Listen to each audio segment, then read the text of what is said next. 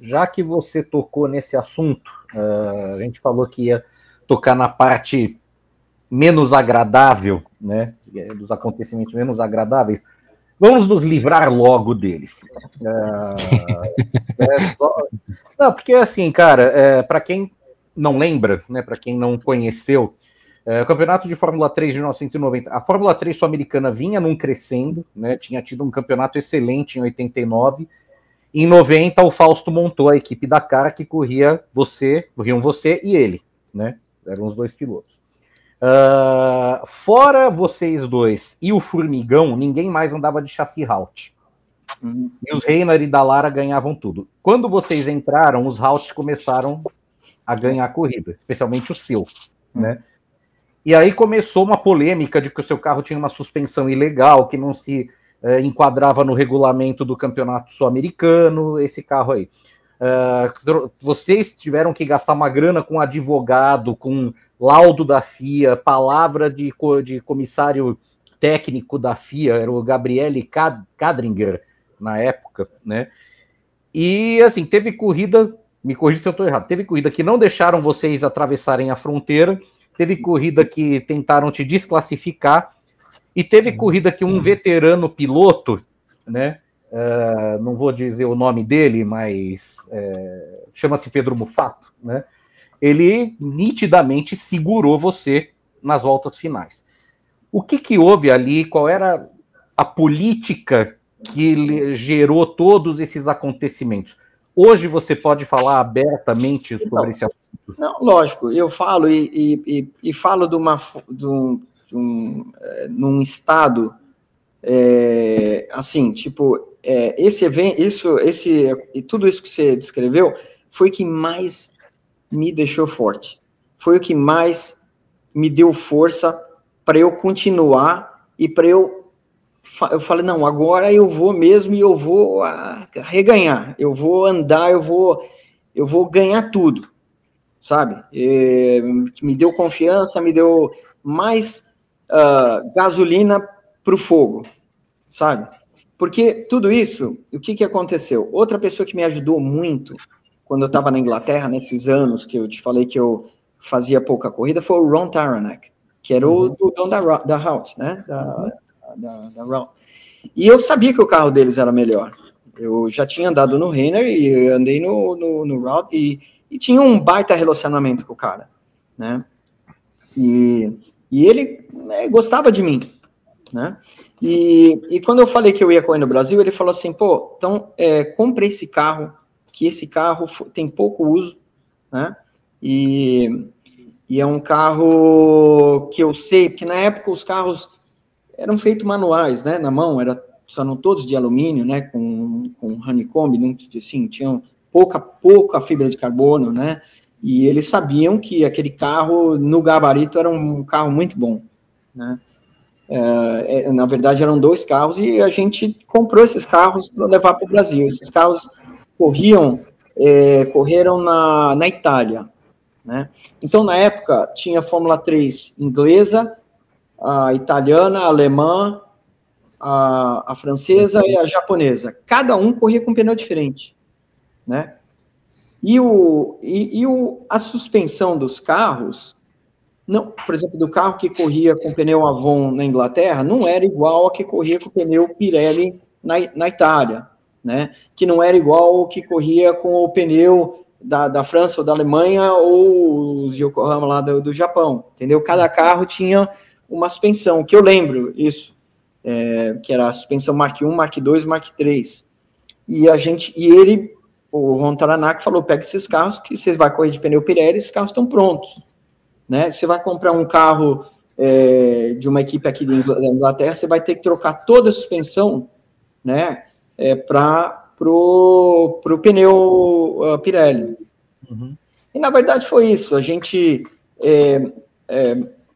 logo na primeira corrida em Brasília, eu ganhei. Eu não tinha feito a primeira e a segunda corrida, eu acho, porque os carros demoraram para chegar aí no Brasil. E eu lembro que estava na minha cabeça, preciso ganhar tudo. Não tem outra, né? Eu acho que eu perdi 2 ou 3 corridas. Eu preciso ganhar tudo. E aí eu fiz a primeira corrida, ganhei. Fiz a segunda corrida, ganhei. E E daí a pessoa não gostou, né? Então, aí, na época, para mim, tipo, pensando nisso, né? Eu tento voltar, né? O que eu pensava antes? Não pensava nada, eu não sabia nada. A única coisa que eu sabia é que eu queria sentar no carro, pilotar, acelerar, disputar e ganhar, né? O resto que estava acontecendo, eu deixava para os caras mais adultos resolver na época, né? Que era o Fausto,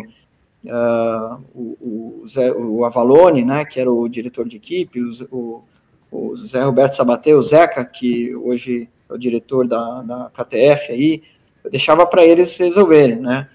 E então aí começou a ter um monte de confusão, né, nesse ano, e eu lembro que, tipo, que nem eu digo, eu tento voltar para trás, porque muita coisa você meio que apaga, né, mas eu tento voltar para trás, e falar, mas por que os caras estão fazendo isso comigo, né, mas eu não entendia a parte business do negócio, né, patrocínio, de televisão, eu não tinha ideia disso. Eu só sabia mesmo era de acertar o carro, chegar lá, acelerar, botar na pole, passar os caras e ganhar. Isso que eu tinha na cabeça, o que eu queria, né? E eu lembro que numa corrida lá, cara, de repente, na hora de sair para os treinos, lá em Goiânia, sair para os treinos, os caras pararam, bloquearam assim a pista com 2 carros à saída, falaram, não, ninguém vai sair porque esse carro está fora do regulamento. Não, mas por que está fora do regulamento? Não, porque essa suspensão não é a suspensão que usa.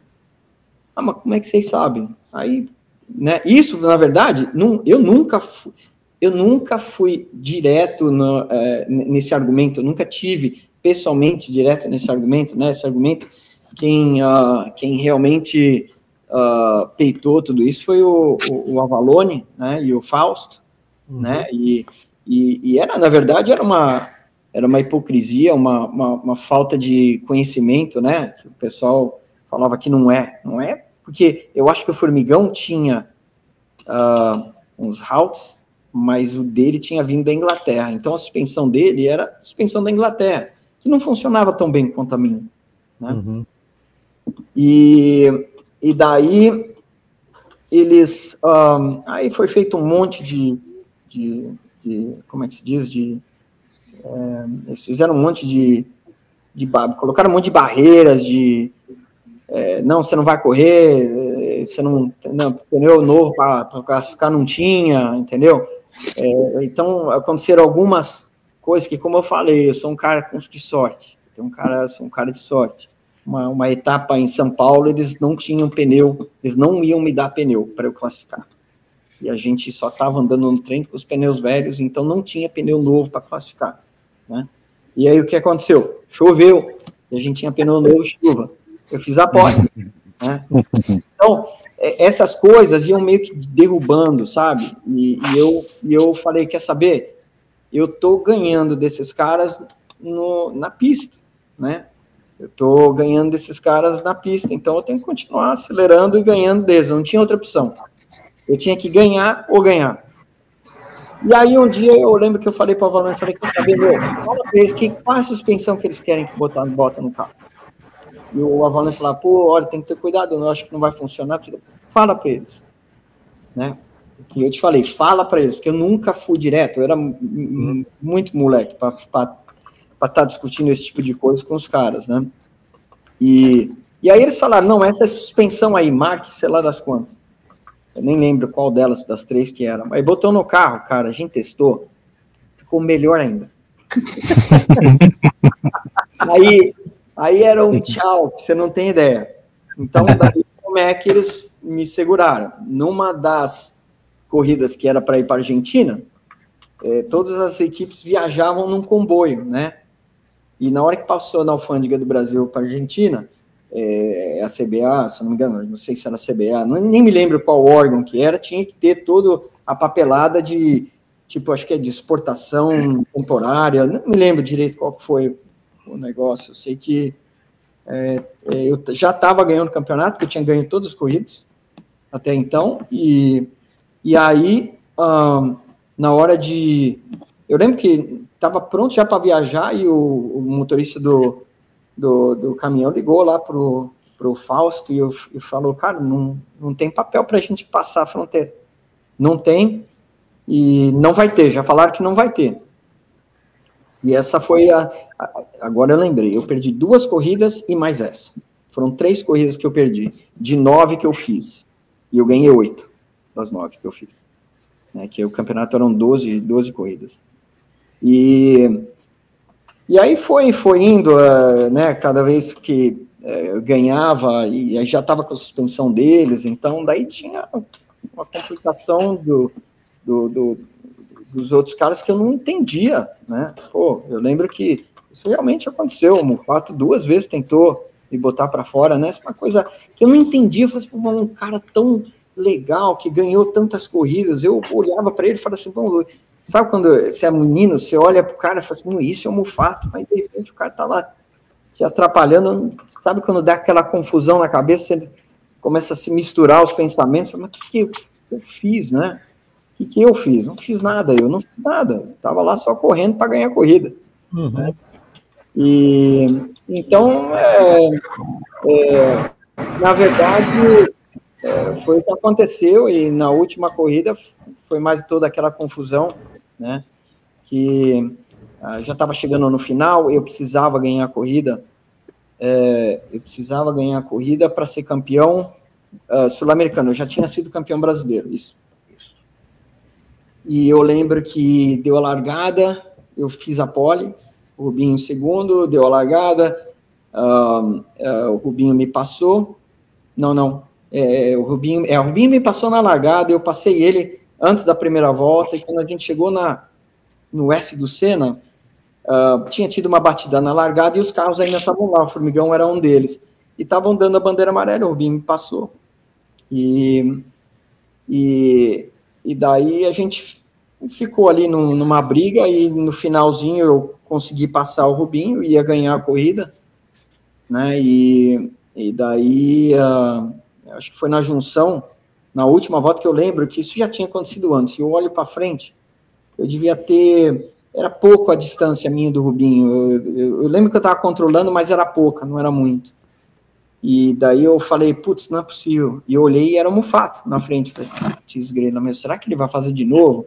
Olha só, né? Será? Tá na cara que ele ia fazer, né? Eu, na época, não via isso, né? E aí, a hora que chegou na junção, aí ele entrou por dentro, eu fui passar ele por fora, ele me empurrou e eu saí da junção super devagar, e o Rubinho veio, passou e ganhou, né? Ganhou a corrida, e eu, na verdade, cheguei em segundo ali, né, naquela confusão toda. Então, alguma vez você conversou como fato sobre isso? Por que nunca mais vi ele. Nunca mais. Né? E uma outra pergunta, se as coisas tivessem sido diferentes nessa época, ou seja, não tivesse tido essa confusão, se tivesse conquistado também o título sul-americano, você acha que alguma coisa teria mudado na sua carreira? É fácil falar isso agora, olhando... Não, eu não acho.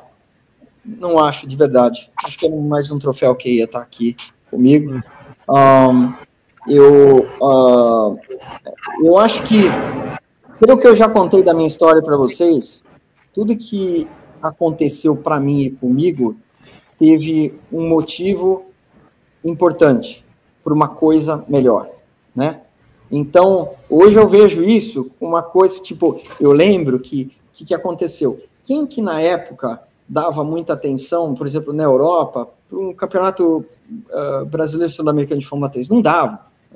Inglaterra, França, Itália, Alemanha, Japão, Macau, Fuji, era aquilo, né?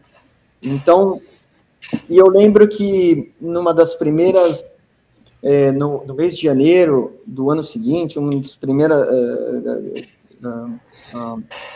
edições da Autosport inglesa, a Autosport fez um resumo pequeno, acho que do ano anterior, extremamente sarcástico, né, com tudo que tinha acontecido, e, tipo, falando bastante de mim, né, de uma forma bem legal, né, o que começou a abrir conexões, entendeu? Então, que nem eu digo, foi ruim, mas foi bom, né? Oswaldinho, Deixa eu te perguntar uma coisa. Me corrija se eu estou enganado. No final das contas, você foi campeão brasileiro. Uhum. Perdeu o sul-americano. Mas o brasileiro te dava a carteira, né? O acesso para correr. Isso. Não é isso? Aí era o ano seguinte, né? Que isso foi em 90, foi esse o ano seguinte que eu tinha superlicença. Isso. Agora, outra coisa que eu queria saber. Como torcedor na época, eu, meus amigos, que a gente acompanhava a Fórmula 3, ficou a impressão de que trouxeram o Rubinho, vamos dizer, para te atrapalhar. Não que o Rubinho veio aqui para fazer uma maldade com você, não é isso? Mas que trouxeram o Rubinho, que ele é diferente, né? Você participar de 12 provas no Brasil e ele correndo, europeu, inglês e tal. Mas não foi isso, não. Foi assim, o Rubinho foi para o Brasil fazer aquelas corridas para se preparar para o ano seguinte, sabe? Tipo, hoje em dia, os pilotos vão para Nova Zelândia, fazem um campeonato lá, esse campeonato está tendo na Ásia agora, né? Em Dubai e Abu Dhabi, né? E nessa época, é uma época que já estava muito frio na Europa, né? Que era dezembro. Foi depois minha filha nasceu dia 10 de dezembro, e a corrida acho que foi no final de semana seguinte, dia 16, essa é uma coisa assim. Isso eu não esqueço. Então, tipo, lá já estava nevando, não tinha como testar, não tinha como nada. E a Dallara que ia vir para cá com os motores da Alfa dos Pedrazzani, etc., e uma equipe italiana que acho que estava, que o Rubinho forte, eles, né? Eles foram, não, o Rubinho foi lá para treinar mesmo, para se preparar para o ano seguinte, né? Não teve nada disso, não. Isso é 100%. 100%. Tipo, a gente conversa, eu converso muito com o Rubinho, eu fiz coach pro Dudu, pô, aqui. Vocês ganharam uma corrida longa de kart juntos. Ganhamos corrida de kart. O Rubinho, imagina, deixou o Dudu na minha mão aqui, entendeu? A gente fala bastante disso, a gente fez um programa junto lá, sentado na mureta, né, dele, né, que ele pergunta se eu fiquei chateado com ele, etc. Eu falei, como é que eu posso ficar chateado com você, cara? Você tá lá, você tá acelerando, você quer ganhar a corrida que nem eu queria, tá com o pé embaixo, você vai tirar o pé? Eu não tirava o pé não também, entendeu? Então, essas coisas não aconteceram. E desse lado não aconteceu, do outro sim. Foi bom escutar essa sua explicação, né? Porque a gente, como torcedor, a gente não tem acesso aos bastidores e tal. E a impressão que ficou foi essa. E a impressão errada, né? Não, o que o Negri falou, eu lembro até que quando anunciaram a participação do Rubinho naquelas últimas 3 corridas, era exatamente como o Negri falou, era preparação, porque ele já sabia que ele ia correr de Fórmula 3 na Inglaterra no ano seguinte.